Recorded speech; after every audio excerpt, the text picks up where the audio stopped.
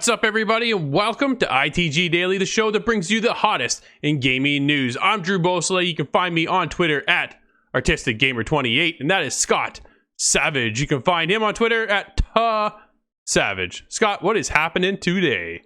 That's right. We have a whole new episode, very packed as usual.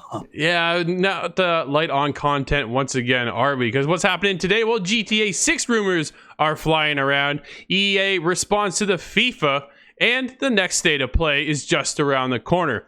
Don't forget, you can join us live every day, Monday to Friday at twitch.tv/theofficialITG. But if you can't join us live, no worries.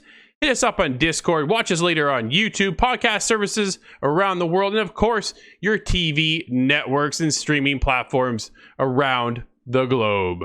Today, we have lots to talk about, Scott. Should we get started? Oh, yeah.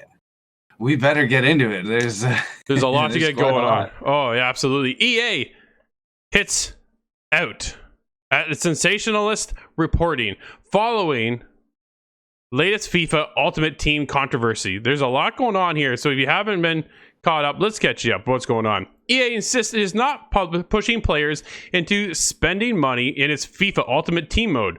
Following a leak marketing document, Ultimate Team is a game mode where players build their own football teams, or over here in Canada, soccer. Sorry, Steve. Jolly old England, buddy. You're on your own.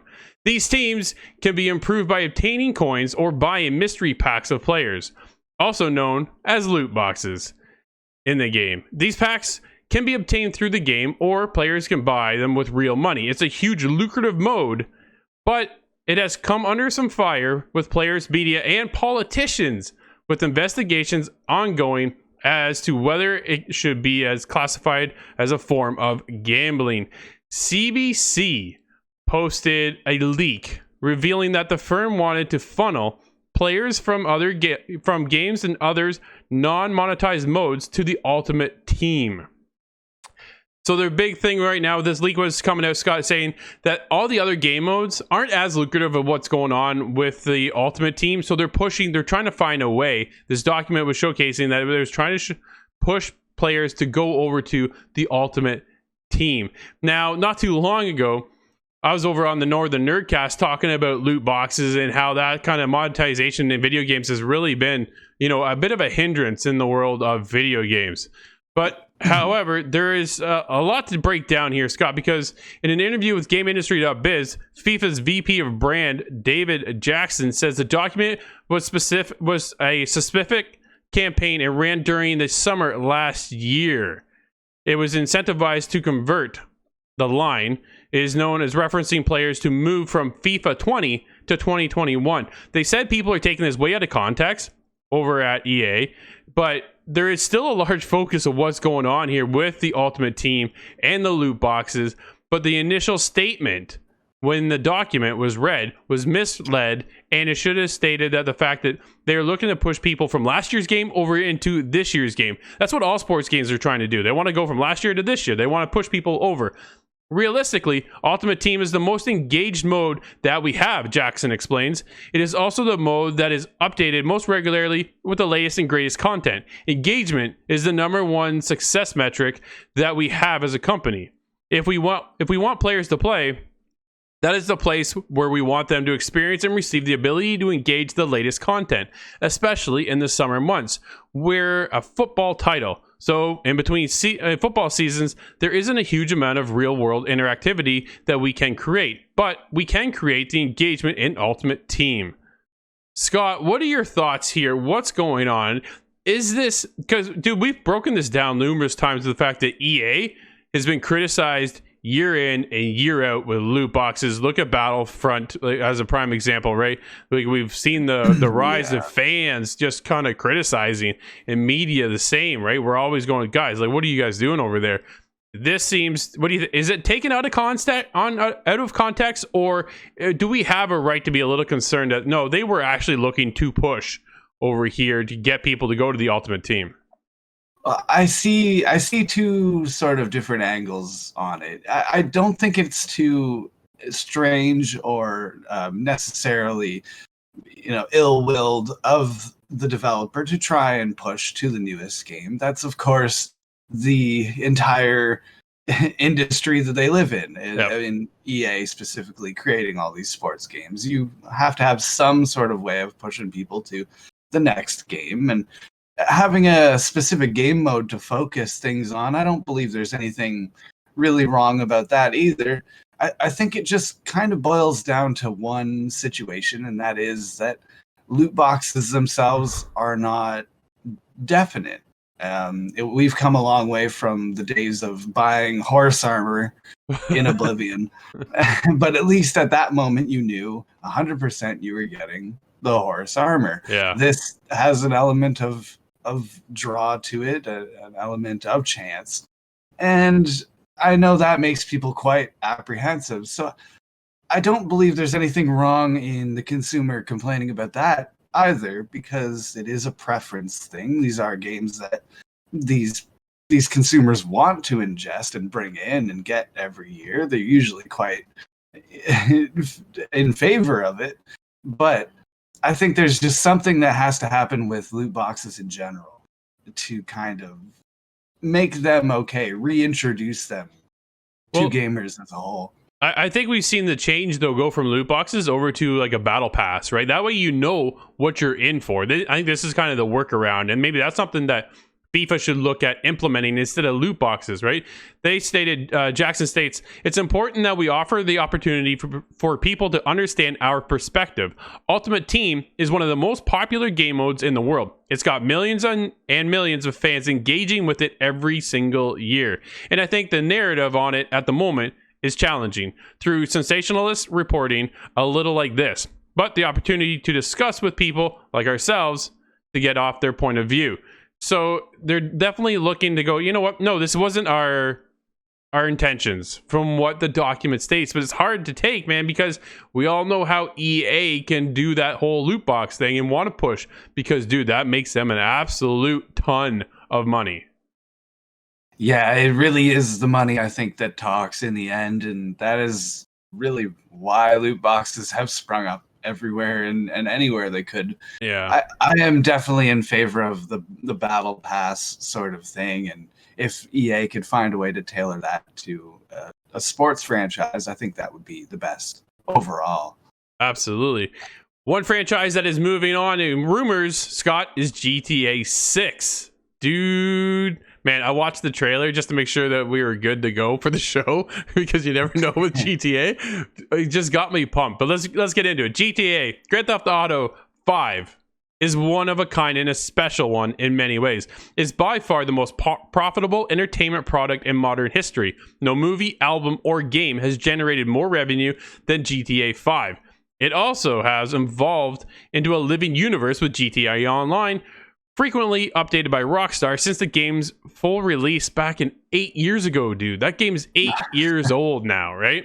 Holy man. That's surprising to me. Absolutely. GTA 5 will start to show its age, despite it still looking spectacular 8 years after its release, and could be remastered once again. Dude, if they remaster this, you know what? I'm probably going to pick it up. My biggest problem right now is going back to the controls, dude. Controls feel really clunky compared to nowadays with what we're playing. Yeah, everything's kind of heavy in Grand Theft Auto with the feel of the controller. I definitely echo that as well. Yeah, absolutely. Man, it's just clunky as all can be. Rockstar is developing a 16th installment in the long-running series. Under normal circumstances, a mammoth game developer would not wait 8 years to release a sequel. Ready for the rumors? Let's get going. Mm-hmm. Post taken down on 4chan. Recently, an anonymous user surfaced on the image board 4chan claiming to have information about the upcoming game in the GTA series. Even though these kinds of rumors should be taken with a grain of salt, it's suspicious already, or the suspicions are already high, and post only fueled by getting more hyped. So here's what happened. GTA fans on social media were quick to respond, many sharing same suspicions. They had a reason to this liberal image board and seeming harmless. So the post was taken down, was what's going on. So they were able to track it down, though. The leaker allegedly targeted a release date of October 2023. Dude, we're still 2 years out from seeing anything. So this will put this game at 10 years old before we get a sequel. That is a long time, but I believe that has happened with large projects before. Red Oh. Dead may be one example. Absolutely. The users also claim the game will have a chapter system resembling the Red Dead Redemption 2, and the first 2 chapters will be set in the late 1970s. Oh, I like the idea of a time split happening. That's interesting. Yeah, so one of the most interesting claims from the 4chan leaker is that the GTA protagonist name is a spoiler in itself, codename Ricardo. Ooh. Remember, was we had Rico, right, from GTA 4? Wasn't that? I'm trying to recall because that does sound somewhat familiar. Yeah, exactly. As we had rumored for a long time, the leaker also confirmed that the game will take place in Vice City, the GTA universe equivalent to Miami. In their Ask Me Anything post, the leaker says that Dan Houser, the former vice president of Rockstar, could return to the company, but he had left for now after becoming too exhausted after the crunch of Red Dead 2. Houser allegedly wrote a rough outline of the game, but has not written a lot. The leaker also says the main story is about 60 hours long, which is an incredible amount for a time even for a AAA title, and that the online functionality of the game will be available months after release. Scott. Oh, kind of a 2-tier release system there. Exactly, right? So we saw that too with GTA 5. We got the initial release of the game, the main game, and then from there we got online, which came months later, and well, was off to a very rocky start when it launched. So yeah, I believe that was supposed to come out 1 month after, but it was several before it really came out. Yeah, so it was definitely, man, I am excited to see what the future of GTA holds. I want to jump back into GTA 5, but I just can't get past the controls. So we'll see what happens here. But the plot is said to be the best ever featured in a GTA game, yet not as emotional as Red Dead 2. The gameplay map is also supposedly smaller, but more dense and populated. Dude, GTA 5 had a huge map. Yes, and quite a busy city center. So I'm wondering what this entails. If it means you can enter every building that you see, I'm not sure. Just speculating at this point, but no, absolutely right. It's going to be a whole decade after GTA 5. You would expect there to be quite a lot of development. Well, we did see some interior work when we were playing with GTA 5, right? We were able to go into some of the homes and things like that, but very minimal, right? And then you go to online, now you have your own apartment, and then you're in there. But even the transitions between going from, your apartment to your garage and the load screen, it's just, dude, I cannot wait for all that stuff to get, a much needed update. It would be flipping awesome to see. Responding to a skeptical user who asked the 4chan user to leak something very specific about the game, they said, you meet Ken Rosenberg, and he mentions Tommy Vercetti several times, although you never actually meet Tommy. Dude, it's just all starting to add up, isn't it? Oh man, I'm so excited. Rumors are hilarious, obviously taken for a grain of salt. We're going to be moving on to next-gen consoles, so the SSD drive will have a huge turnaround time when it comes to load times and all that stuff. Apparently, the announcement is coming in spring 2022. Scott, here's my other question too for you. GTA 5 was the first time we ever actually split away from one protagonist and got 3. Are they going to do that again, or do you think they backtrack now and go to 1? Oh, it's hard to say either way. I don't know if 3 is the special number. Perhaps they'll try to do a 2-character system, but I have a hard time thinking that they're going to go back to 1 character just because it limits what they can do with the story. Yeah, absolutely. I think it pushed the story when you got into GTA 5 that you have multiple personalities that you're dealing with. Trevor was just crazy as all can be, but it was a blast to jump between each one of them, right? Because you never knew what you're going to get into, and then the scenario constantly changed even within the mission structure itself. Dude, what a leap back then when the game launched, and I'm definitely curious as what the future holds for Grand Theft Auto. Absolutely. All right, the future is looking bright though for Apex Legends as we get the Legacy update. Ash is back in the Apex games as the overseer of the arena game mode. After witnessing the Apex in its current state, Ash deemed the game soft and believes the legends are in it for the glamour and fame. Her solution? The Arena game mode, designed to test Legends' true combat skills. Arena is a permanent 3 versus 3 mode where the first team to win 3 rounds and win the match point will be the victor. Its format is completely different from the Apex Battle Royale. 2 teams of 3 are pitted against each other, and the objective is to eliminate the other. If you're downed in this mode, you can be revived, but you cannot be respawned back in after you die. Scott, how excited are you? I know Chelsea's got to be pretty pumped about this one. Oh, absolutely. This is just a massive shakeup to what normally is Apex. Yeah, so for sure. I'm very curious to jump in and see how the players really take to this, because personally, I could work on my combat skills, and this will give me the ability to do that in a more timely manner.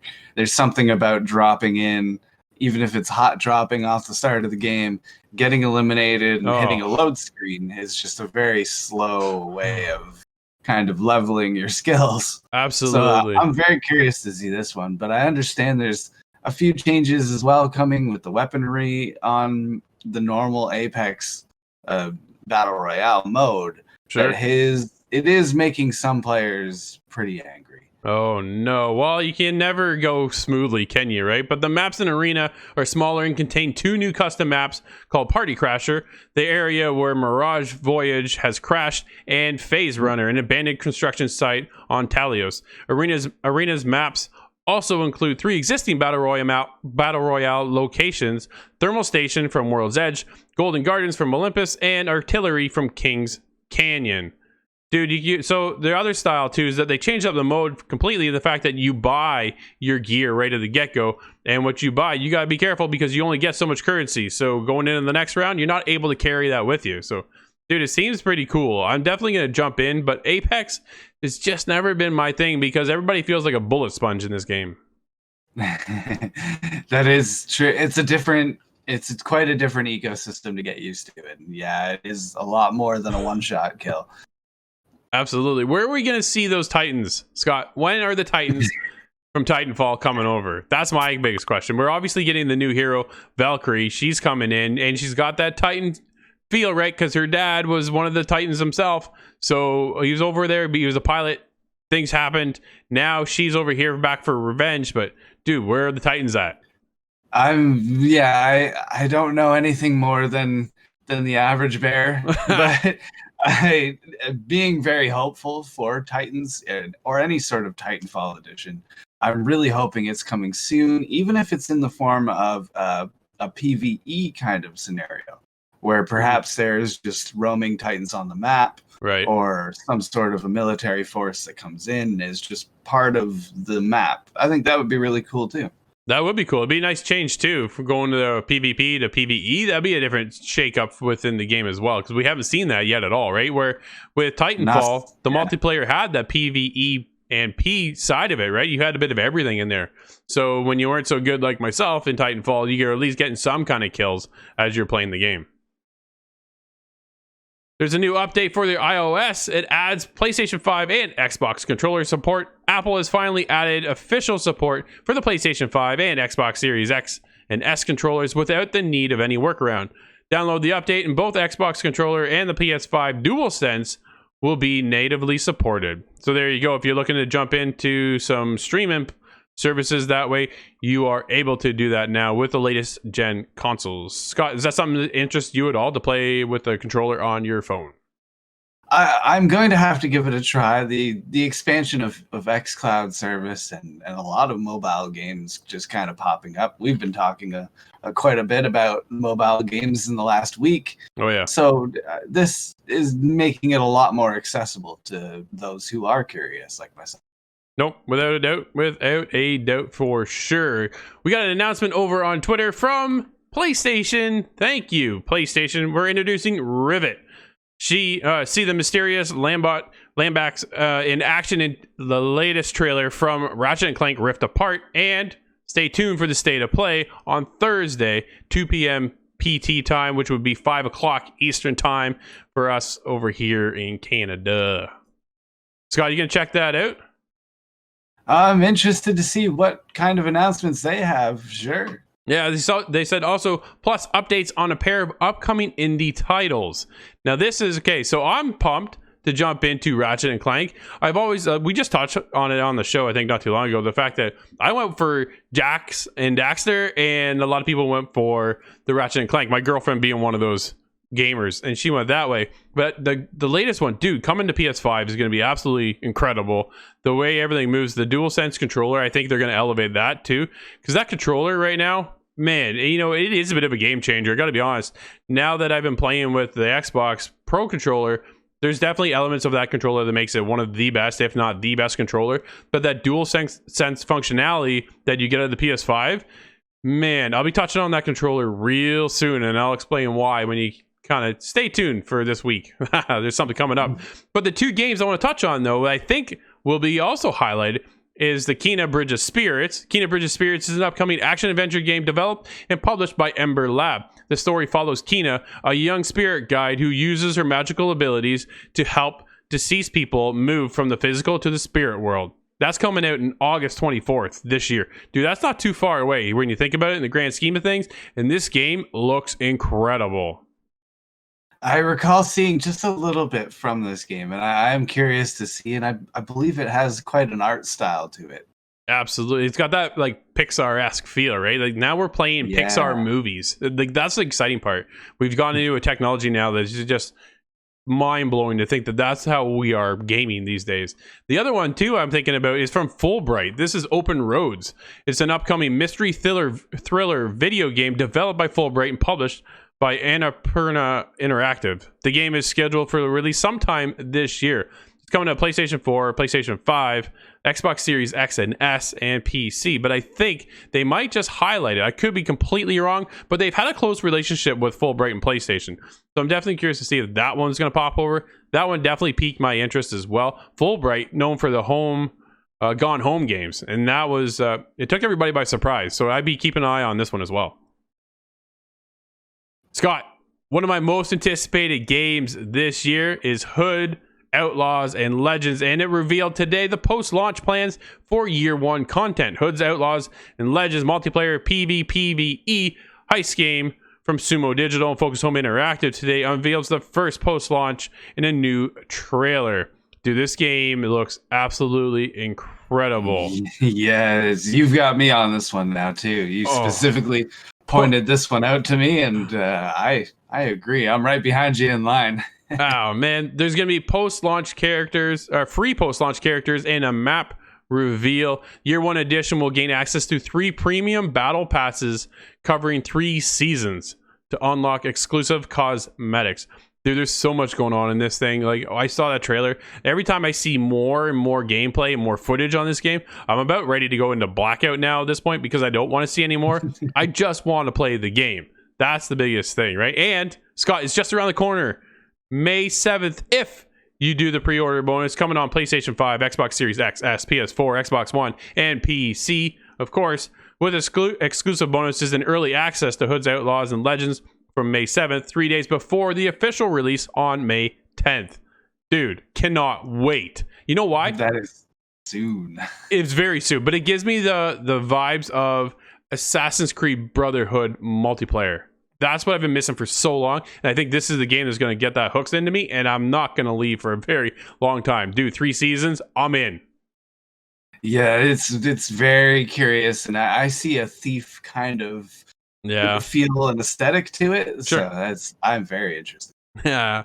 Another one you might want to keep your eye out for is Knockout City. Will be available on Xbox Game Pass via EA Play at launch. That one's coming to consoles on May 21st.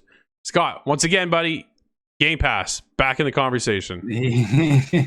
Cannot go one day without mentioning it. It's always being added to. I have to say this functions as quite a commercial for it, but that's not the intention. It just really does seem to pick up a new title every day, and I just recently became aware of this title itself. Knockout City is going to be a dodgeball kind of party-based. Yeah. I want to say battle royale, but I'm not 100% if that fills the definition. But it's interesting for sure, and and I want to see if this one picks up a lot of players due to Game Pass. It should be quite popular. Yeah, no, it looks like a ton of fun. I think you'll be in there for a couple of weekends, have a good time. I don't know if we'll stick around, but it's definitely one I want to check out. It looks like a blast. Another one I've been keeping my eye on is Medieval Dynasty. They just updated the roadmap. This is their 4th update. This time, we've added new resources, new tools and activities, a hairy new companion, and a whole lot of fixes and optimizations. This thing right now is in early access. It's a medieval city builder, Scott, and they now added in things like you can go to your blacksmith will smelt the raw tin and core ores into tin and copper bars, whole bunch of other stuff. You're gonna get a donkey now, which is a lot cheaper than your horse. So a bunch of new updates and things over there. Definitely a pretty cool game, one I've been looking to get into for a while. I love the city builders, but this one here changes it up because it's in a first person perspective and you're going around taking care of your town stuff. Dude, like it looks, I'm hooked right now. Like I said, not too long ago with Last Oasis, that grinding. I was in it. Like, I don't know how long yesterday playing that game. But I love these. If I'm able to chill out, and that's the thing that Last Oasis kind of presents, is it's got this PvP element where Medieval Dynasty is just PvE. So it's just you go out, set, grind away. Dude, I think the game is definitely worth checking out. And I think we're going to be checking it out on the show here very, very soon. Scott, it's your turn, my friend. My throat's getting dry. I need a glass of water. Why don't you give us a rundown? What are the new releases today? Oh, we have a shorter list than usual, but there's a lot of PC releases as well as usual. And I'm going to highlight a few of those. But before I get to that one, we have a release on the Switch. This is Death End Request. And for the PS4, we have Terra Trilogy. And the PS4, PS5 is getting a game by the names of Ladders by Pogi. What is that? I have that right? I'm looking it up. Curious. It's a puzzler. I'm on it. PC titles, we have Simona's Requiem, Pandemic Love, very topical nowadays, Yoshiwara Higabana, Imperium, and Stellar War. That last one has my interest. Dude, Ladders by Pogi. What is this? It looks like some kind of text-based thing. There's like a keyboard on screen. This is weird. Huh. Well, good luck with that one, I guess. That one looks strange, man. Any of these ones stick out to you? What are you playing? Stellar War specifically, it looks pretty interesting to me. Being it's a strategy game involving planetary conquest, and that already just has my interest right there. Nice. Well, Scott, that'll wrap up today's ITG Daily, the show that brings you the hottest in gaming news. Don't forget to join us live every day, Monday to Friday at twitch.tv/theofficialITG. But if you can't join us live, no problem. Hit us up at insidethegame.ca, YouTube, podcast services around the world, and of course, streaming networks as well on television. Until tomorrow, this is ITG Daily. I'm Drew, that's Scott, and we'll see you inside the game.